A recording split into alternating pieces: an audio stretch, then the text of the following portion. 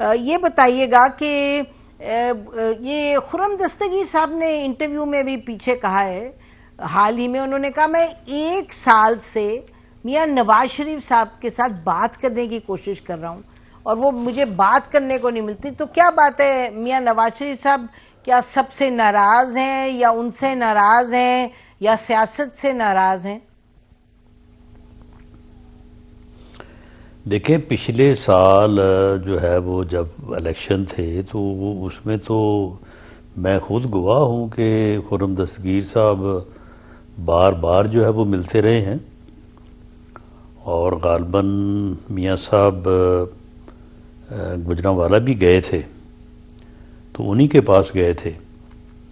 باقی اس کے بعد کیونکہ ان کی مصروفیات رہی ہیں، کوئی اپنا جو ہے ان کی بیرون ملک بھی وہ گئے، تو اس میں اگر وہ مصروفیت سے کوئی ٹائم نہیں دے سکے تو پارٹی کے حوالے سے بھی جو ہے وہ 1-2 میٹنگز ہماری جو ہے ان کے لیے انہوں نے ٹائم جو ہے وہ پچھلے دنوں میں نہیں دے سکے، باہر جانا تھا انہوں نے، تو یہ ہو جاتا ہے. تو ایکٹیو تو نہیں رہے پھر معاملات میں؟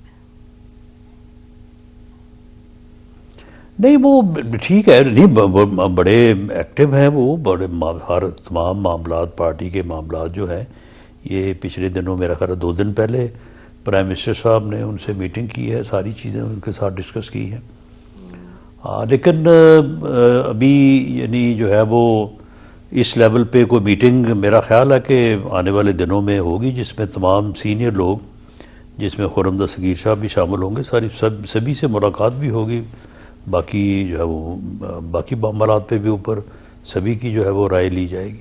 اچھا رام صاحب، یہ بڑی دلچسپ بات آپ نے فرمائی. پہلے آپ نے کہا کہ ہم اتحادیوں سے بات کریں گے، تو آپ کتنی اہمیت دیتے ہیں پی ٹی آئی کے ساتھ ڈائیلاگ کو کہ ابھی تک آپ نے، میں سوال کر رہی ہوں کہ آپ نے ابھی تک اتحادیوں سے اس پر کوئی اپنی ایک کامن نئی اسٹریٹجی بنائی؟ کیونکہ یہ معاملہ تو آپ سے بات کرنے سے تو ہمیشہ لگتا ہے کہ حکومت کی نظر میں یہ اہم معاملہ ہے، یا پھر آپ کہیں کہ اہم معاملہ نہیں ہے اس لیے ہم نے بات ہی نہیں کی اتحادیوں سے کہ کل کو اگر ڈائیلاگ کا معاملہ اٹھے تو ہم کیا کریں؟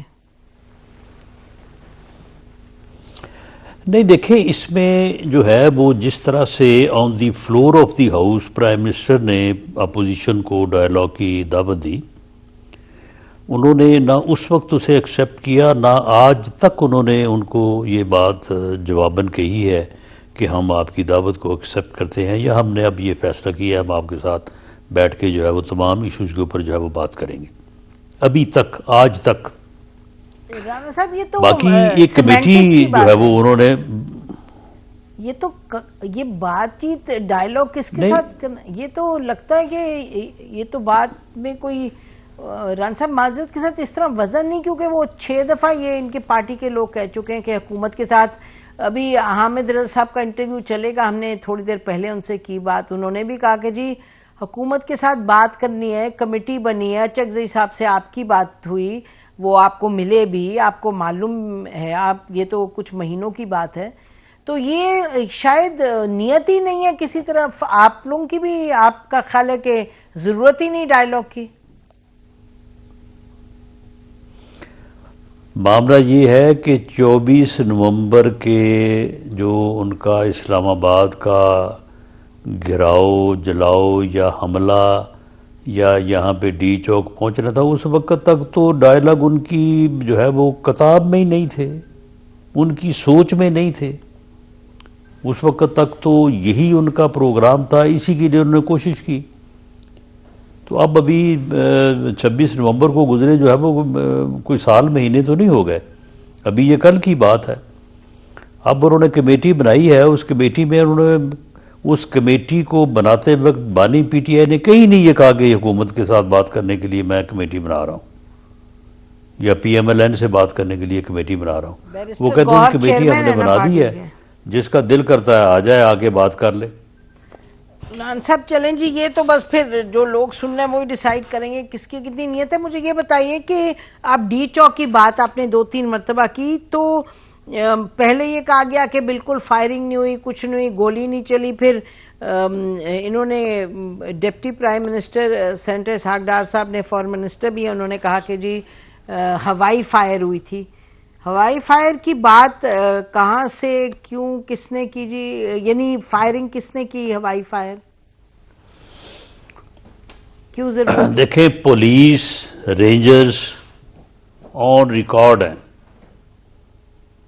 آرمی آرٹیکل 245 کے تحت جن جن بلڈنگ جن جن جگہوں پہ تعینات تھی ٹھیک، وہاں پہ آن ریکارڈ کوئی کسی نے کوئی فائر نہیں کیا. رینجرز کوئی فائر نہیں کیا. پولیس آئی جی اسلام آباد اس بات کی جو ہے وہ تردید کر چکے ہیں بڑے واضح طور پہ کہ ہمارے پاس وہاں پہ جو ہماری ڈیوٹی تھی نہ ان کے پاس ویپنز نہیں تھے. ٹھیک، فائر آرم اسلحہ تھا، ٹھیک، نہ ہم نے فائرنگ کی. پولیس نے بالکل یہ کہا ہے، صحیح اب اگر وہاں پہ فائرنگ ہوئی ہے تو یہ جو 10-15 ہزار بندہ ان کا تھا جن کے سبھی کے پاس ہتھیار تھے، تو ہوائی فائرنگ جو ہے وہ بھی تو کر سکتے ہیں نا.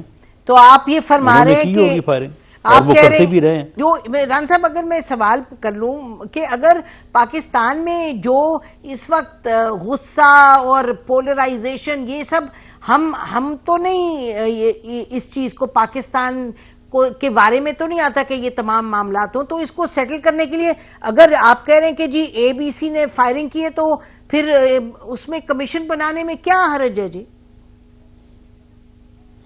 نہیں، کمیشن کیوں بنایا جائے؟ آپ مجھے بتائیں کہ جوڈیشل کمیشن بنا دیا جائے جی اپنا سپریم کورٹ کے ججز کے اوپر مبنی، اور اس چیز کو اتنا گلوریفائی کیا جائے کہ جی جو جس کا جی چاہتا ہے وہ آئے، آگے ڈی چوک میں بیٹھے، اگر اسے کچھ ہوا یا اسے شکایت پیدا ہوئی تو سپریم کورٹ کے ججز جو ہے نا اس معاملے کی جو ہے وہ انکوائری کریں گے.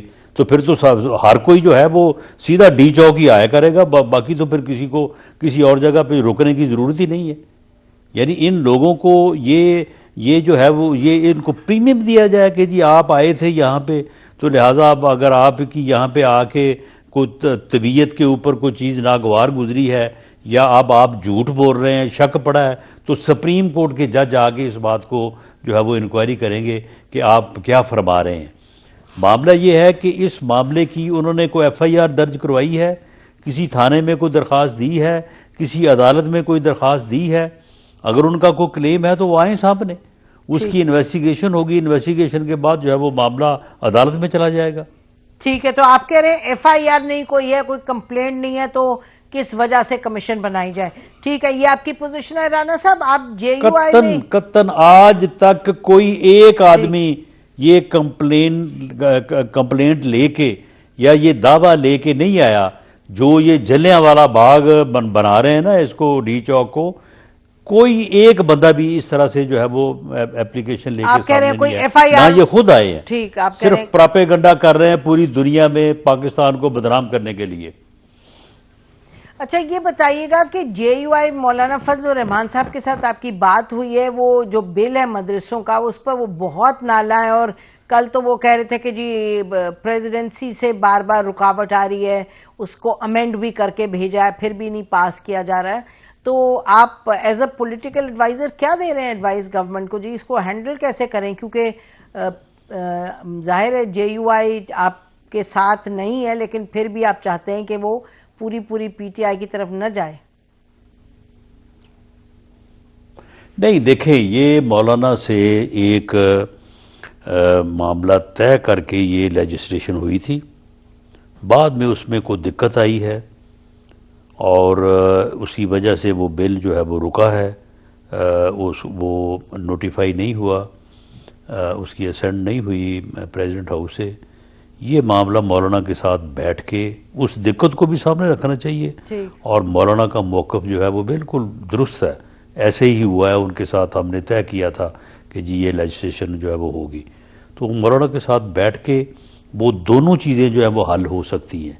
یعنی جو دقت پیدا ہوئی ہے اور ایک نیا رخ سامنے آیا ہے جو کہ اس وقت جب یہ لیجسلیشن ہوئی شاید پیش نظر نہیں تھا، دونوں نقطہ نظر جو ہے وہ اکاموڈیٹ ہو سکتے ہیں اور یہ مسئلہ ریزالو ہو سکتا ہے. تو اس میں کوئی ایسا ڈیڈ لاک والا معاملہ نہیں ہے. تو پھر مولانا صاحب شکایت کیوں کر رہے ہیں؟ جلسوں میں بات کریں، ان کے نمائندے آ کے ہر چینل پر بات کریں. شکایت ان کی جائز ہے, وہ شکایت ٹھیک کر رہے ہیں وہ شکایت, لیکن ہم ان کے ساتھ بیٹھے گے. آج ان کے ساتھ رابطہ ہو گیا ہے. ٹھیک.